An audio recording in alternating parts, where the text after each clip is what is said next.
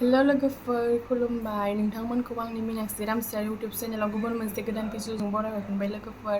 ओमफ्राय दिनै बैसागोनि 1 तारिख नालाय गासैखौबो रंजालि बैसागोनि गाहाम हामलायनाय जासिहरबाय लोगोफोर। ओमफ्राय दिनैनि भिडिअआ न'आव थानानै जागोन आरोना, न'आव मा खालामो खालामा दिनै बैसागोनि 1 तारिखआव नोंथांमोनजों बेखौनो शेयार खालामगोन आरो लोगोफोर। ओमफ्राय आंनि चेनेलखौ अननानै प्लिज साबस्क्राइब खालामना हो लोगोफोर, 1K बानायना हो आरोना माबार।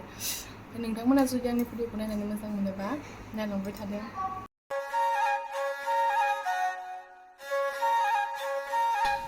नै लोगोफोर, दा बैसागोनि 1 खालारनिनो आफा बोराइ बाथौखौ गोसो गोथारै बिमा फिसाजों सानैबो खुलुमनानै बोर बिना लाग्रोबाय लोगोफोर। ओमफ्राय बेखि शिब बाबानियावबो बोर बिबाय जाहाथे मोजाङै थालांनो हायो।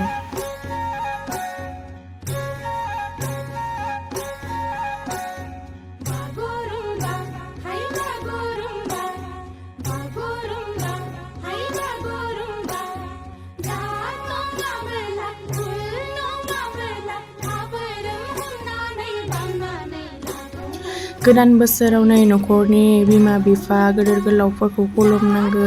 ओंखायनो आंबो दा बिहाव आरो बिखुनजोखौ खुलुमनानै बोर लाग्रोबाय आरो लोगोफोर।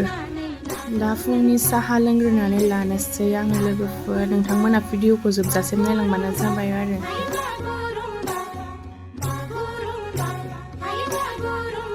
बेयाव बिबारफोर एसे गायनानै दोनदो आरो लोगोफोर जोंहा।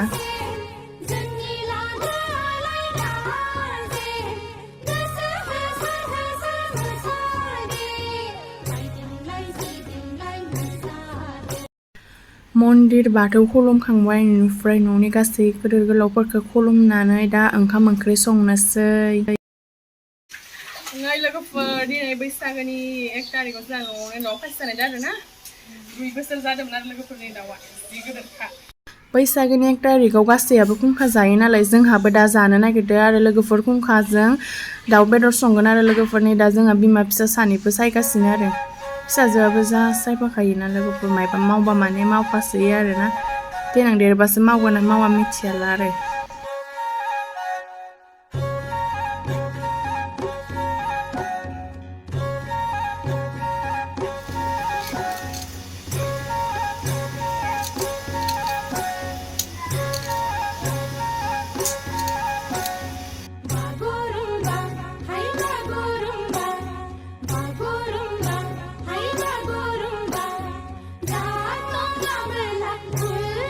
नै लोगोफोर, दा खुंखाखौ रुबाय आरो ना, रुगारनोसै आरो एसे अराव।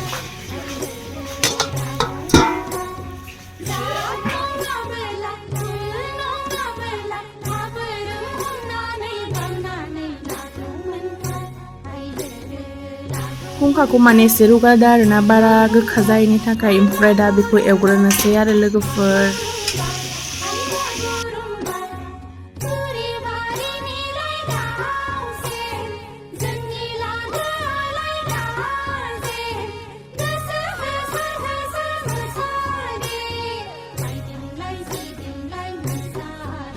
दालिखौ दा अरावनो संबाय थाबाय आरो, माने अराव संबा एसे गोथावसिन जायो नालाय। खुंखायाव दै होबाय आरो दा नै मोनहां जाबाय। ओमफ्राय लोगोफोर, दिनै बैसागोनि 1 तारिखआव सोरहा मा बेदर जाखो कमेन्टआव खोन्थाहरदो लोगोफोर। नै मोनबाय आरो खुंखा भाजाया, दा जानोसै लोगोफोर जुमायजों।